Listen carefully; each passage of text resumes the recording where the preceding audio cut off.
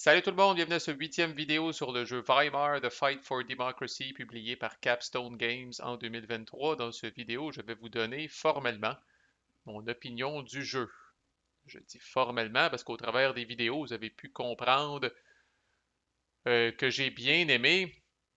D'abord, je dois rappeler pour ceux qui ne sont pas familiers avec la chaîne, je préfère les jeux à deux pour la simple et bonne raison que dans ce cas-là, c'est un jeu à quatre. Le king making, vraiment, moi, pas capable. C'est-à-dire que, tu sais, dès qu'un joueur commence à prendre de l'avance, dans ce cas-là, les trois autres se liguent contre ce joueur-là. J'ai vu ça dans ma game de Weimar, ça ne fait pas exception. Il y a bien peu de jeux multijoueurs qui sont capables là, d'éviter un petit peu là, ce piège-là. Fait que pour ces raisons-là, je préfère les jeux à deux. Mais n'empêche, j'ai quand même bien aimé, puis je vais essayer de vous résumer un petit peu, là, c'est comme tout vidéo de mon opinion du jeu, ça va sortir un peu n'importe comment, puis tout croche, là. D'abord, il convient de le rappeler, là, je l'écris comme ça là, sur ma feuille, là, mais définitivement, les acronymes là, sont une barrière à l'entrée. Tu sais, je répète ce que j'ai dit dans la vidéo d'intro, là, mais DNVP, KPD, SPD, Zentrum, NSDAP, là, il y a les parties mineures DDP, DVP et USPD, tabarnak. Euh, je comprends que vous sortez de là vraiment, par exemple, avec un bagage historique réel. Ça aurait peut-être été trop simpliste de dire justement l'extrême gauche, la droite, puis l'extrême droite. Vous auriez sorti de là sans connaître les vrais noms ou les vrais acronymes des partis, là. Mais si, bon, au début, en écho, on peut dire que en tout cas, moi personnellement, ça m'a freiné. Moi, j'ai levé le sourcil quand j'ai vu ça, puis j'ai dit, Chris, c'est une joke, faut-tu vraiment que j'apprenne ça, puis que je me familiarise avec ça? Ben oui, ça a l'air que oui. Puis bon, ça prend peut-être une demi-game, puis on n'est pas pire, là. Euh, L'autre chose que j'ai pris en note sur ma feuille, là, c'est que vraiment être au gouvernement, c'est cruel. Tu sais, personne veut être au gouvernement, on dirait, puis je pense qu'une bonne partie de ça, une bonne partie de l'explication à ça, c'est qu'on connaît l'histoire. On le sait que la République, elle a failé de manière misérable. Puis même les années que ça a marché, là, il y a bien peu d'années que ça a roulé là, le pied dans le fond. Là. La plupart du temps, la République a battu de l'aile, là, puis ça a été une mort lente et douloureuse là, avec le résultat un peu qu'on connaît. Là. Fait qu'on dirait qu'à cause de ça, puis pas rien c'est pas juste la connaissance historique qui va faire hostie, moi je veux pas toucher au gouvernement. Le jeu vous le fait sentir en crise. Là. C'est très tough de nettoyer entre guillemets le pays.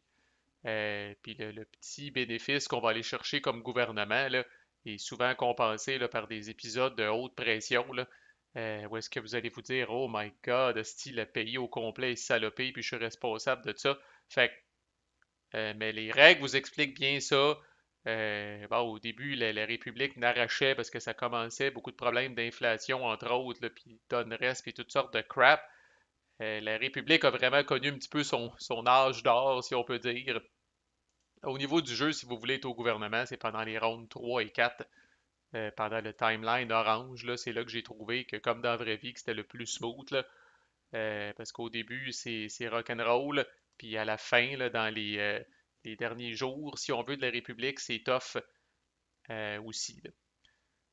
Et pourtant, il y a deux partis sur quatre, il y a deux joueurs sur quatre qui vont être au gouvernement. Puis bon, au niveau de l'équilibre, au niveau de la balance entre les factions, j'ai lu puis j'ai pu constater qu'effectivement, Zentrum en arrachait aussi pas mal. C'est un jeu qui est quand même assez asymétrique au niveau des cartes, puis à cause justement de qui peut être au gouvernement, puis tout ça. Zentrum puis SPD, je répète que si personne veut être au gouvernement, ben, ça va être ces deux-là, qu'ils le veuillent ou non. Puis j'ai lu quelque part, puis je pense que c'est une phrase qui résume assez bien, c'est que si Zentrum euh, ne fait pas d'effort pour sauver la République va failer. Par contre, si Zentrum met les efforts pour sauver la République, c'est un peu au détriment de ses conditions de victoire ou de sa, ou de sa position concurrentielle, si on veut, dans la game. Fait que si Zentrum travaille à sauver la République, ils vont probablement perdre la game. Fait que c'est poche en esti d'être assis dans cette chaise-là, là, si vous voulez mon opinion. Là. Euh, sais, se faire dire constamment, hey, fais quelque chose là, parce que là, sinon, fais quelque chose, parce que là, sinon, fais quelque chose, parce que là, sinon, mais en même temps, quand vous faites ces calices d'affaires-là, pendant ce temps-là, tous les trois autres joueurs, hostie, vous dépassent. Fait que c'est un peu poche, là. Fait qu'au niveau de l'équilibre, je suis pas sûr que c'est là tant que ça. Euh, Puis encore là, être au gouvernement, c'est pas super le fun. Il y a beaucoup de VP qui proviennent de cartes. En fait, là, au final, vous allez probablement scorer plus de VP à partir de cartes qu'à partir de la fameuse paye de VP à la fin d'une ronde. Puis ça, j'ai un petit peu de misère avec ça. Normalement, on se fait expliquer le jeu, puis là, bon, si la personne qui vous explique va dans ce niveau de détail-là, maintenant, vous allez arriver ici, puis vous allez dire, bah, ben là, KPD, esti, tu fais 2 points de victoire pour chacun de tes councils, puis tu fais 2 points de victoire s'il n'y a pas de régime. Tu sais, puis on dirait qu'on peut avoir l'air d'un freak esti, puis passer à travers les cartes, fait qu'on part avec cette idée-là, puis on travaille dans ce sens-là, jusqu'à temps qu'on voie des cartes, comme entre autres, il y a 2 copies de cette carte-là, de Power of the Street. C'est des cartes grises, ça veut dire qu'elles sont tout le temps dans le deck de Timeline pendant les 6 rondes. Moi, ce que je vous laisse regarder, mais dans le fond, d'avoir des bases, c'est payant en crise, là. Puis là, moi, si j'explique le jeu à quelqu'un, maintenant, je vais dire les bases, là, c'est pas seulement pour faire des jets de réaction, là. Il y a 2 de ces cartes-là, je vais peut-être même les montrer, puis regardez la paye, il y a 1 VP, 3 VP, puis 5 VP, là. Fait que si vous avez 8 villes avec des bases ou plus, c'est 5 VP que vous allez chercher avec ça. Souvent, vous n'allez même pas faire 5 VP, hostie, avec vos conditions de victoire de fin de ronde, même quand la game va relativement bien pour vous. Puis pas rien que ça, mais chaque partie a un hostie de source de VP incroyable, entre autres, là, souvent dans un de ces petits decks de 5 cartes. Fait que ça, c'est le KPD pour vous montrer un exemple. Mais checkez la première partie de ces 3 événements-là.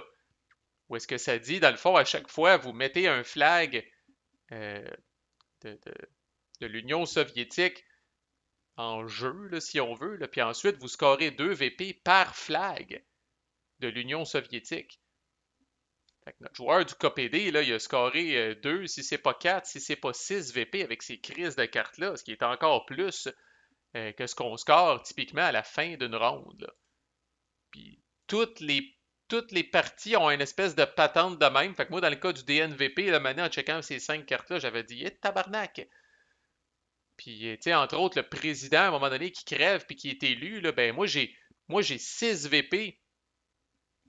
J'ai 6 VP qui sont reliés au fait, est-ce que c'est bon parti finalement qui prend mon dude, qui prend la relève du président de la République, là. Fait que quand on voit ça, on aligne nos flûtes, mais il y en a en crise des cartes, là. Il y a 4 cartes d'agenda, il y a un paquet de cartes de partie, il y a les cartes de partie que vous commencez avec, il y a les 2 petits decks de 5 cartes de partie qui sont là, il y a 3 sets de cartes de timeline, puis à un moment donné de connaître comment les autres font des VP aussi. Euh, J'adore les card-driven games. Ils ont mis du stock ces cartes en crise là-dedans, là. Puis votre première game, ça va être un peu n'importe quoi parce que là, les joueurs vont se rendre compte de ça, puis ils vont oh my god avoir su, oh my god avoir su, puis tu me niaises, puis tu sais là, fait que il va y avoir beaucoup de ça dans votre première game. Puis malheureusement, peut-être c'est un jeu qui peut être long.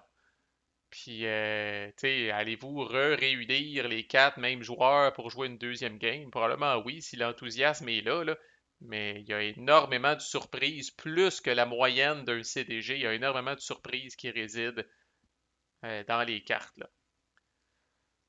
Euh, il y a beaucoup de mécaniques intéressantes. Je les nomme en rafale, je les ai couvertes en détail. Les jets de succès, l'idée est très bonne, c'est bien implémenté. Les jets de crise aussi. Euh, 2 chiffres sur une carte, 2 valeurs de hop sur une carte, là, le fameux, le gros chiffre puis le petit chiffre, on n'a pas vu ça souvent.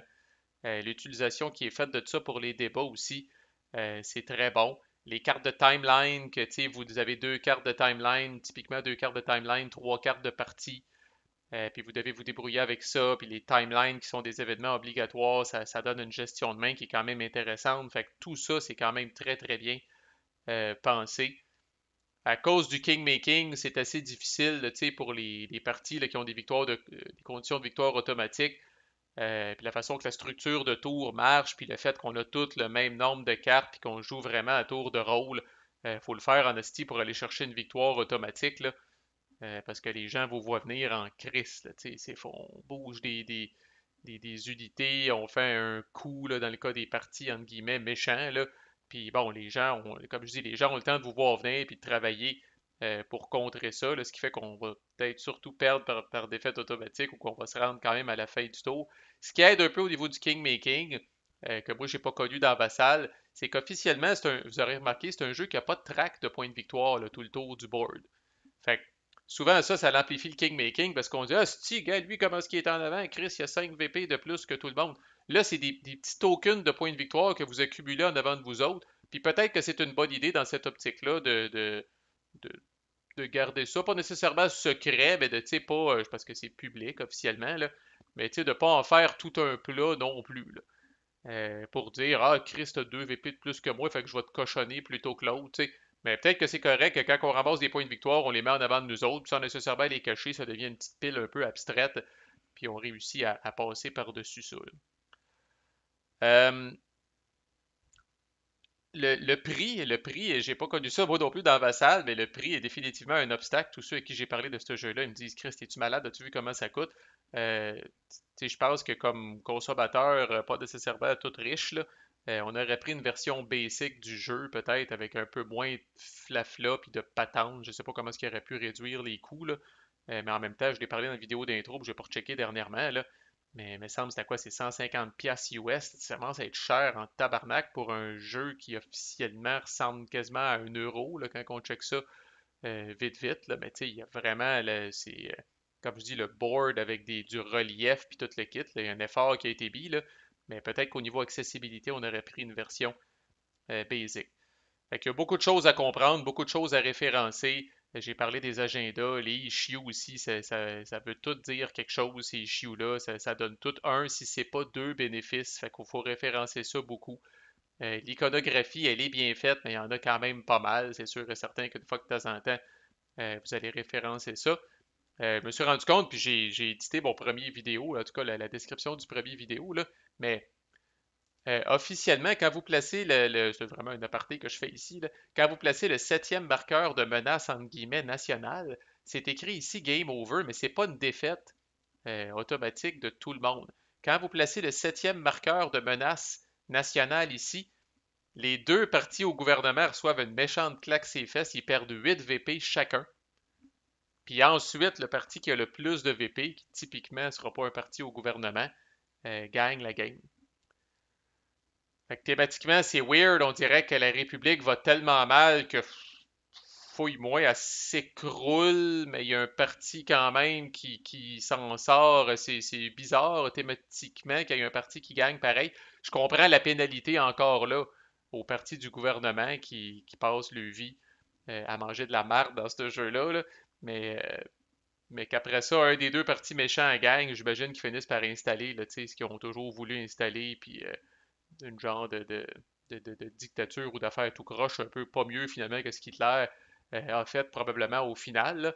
Mais bref, petite rectification par rapport à ça, là, ce n'est pas une défaite collective quand ça arrive. Il y a un parti qui gagne pareil.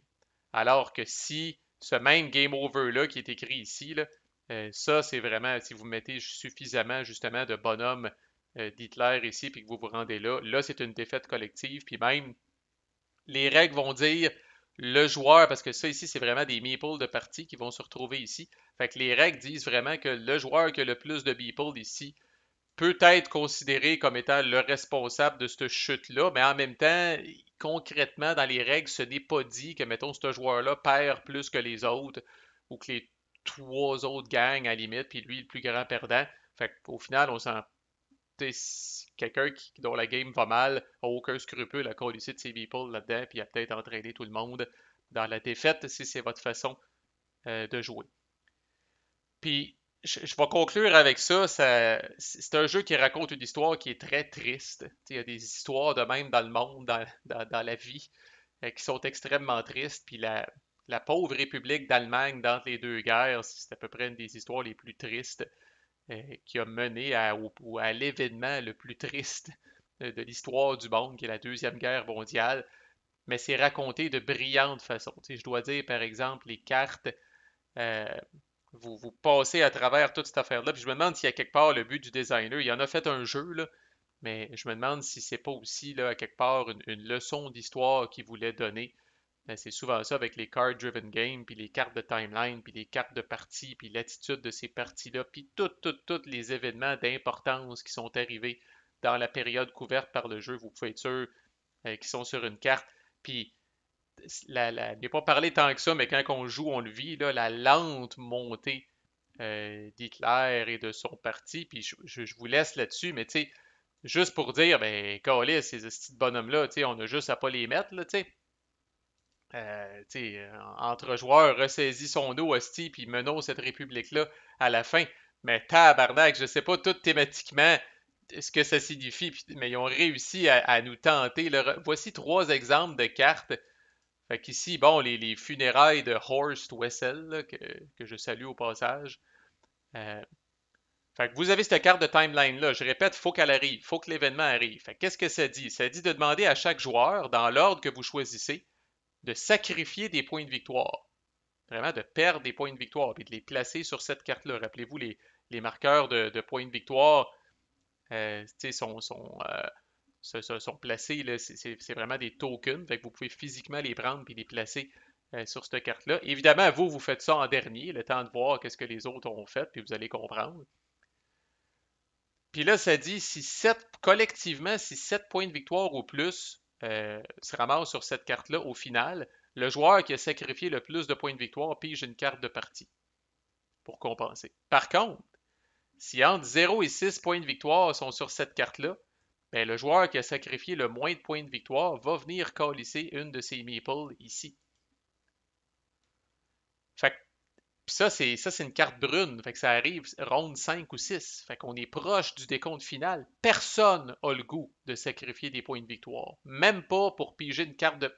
La carte de partie ne va pas compenser les 3, 4, peut-être même 5 points de victoire que vous allez devoir flober pour être capable de remporter la palle.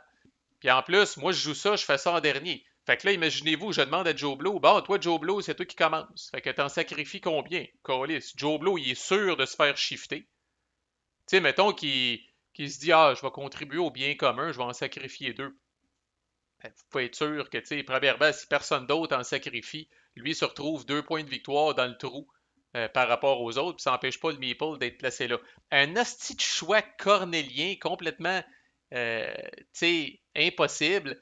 Puis bon, dans Vassal, l'emplé by email, on n'en parlait pas trop, là, mais je peux très bien imaginer cette carte-là faire l'objet d'un petit débat de 15 minutes autour de la table. Puis moi, je vais être sur le bout de ma chaise pendant 15 minutes, puis je vais argumenter au bout de 15 minutes, puis je vais changer d'idée au bout de 15 minutes aussi.